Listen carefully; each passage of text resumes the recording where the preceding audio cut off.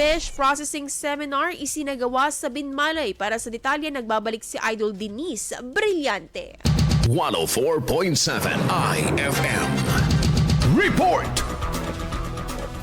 Ilang Binmalenya nang sumailalim sa pagsasanay sa fish processing na sumentro sa paggawa ng tuyo, daing at dilis bilang pangkabuhayan. Itinuro sa programa ang proseso sa paggawa ng asin, maging ang pagpapatuyo at pag-iingat sa sariwang isda. Sa naturang aktibidad, nabigyan ng pagkakataon ng mga kalahok na personal na masubukang makagawa ng tuyo, daing at dilis bago nabigyan ng pagkakataon na makapagtanong. Layunin na magbukas pa ng oportunidad ang aktibidad bilang pandagdag kaalaman at pangkabuhayan na tutugon din sa food security. Kasama mo mula rito sa IFM News, dagupan nito si Idol Denise Brillante, Tatak, IFM.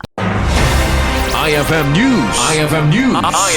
IFM News.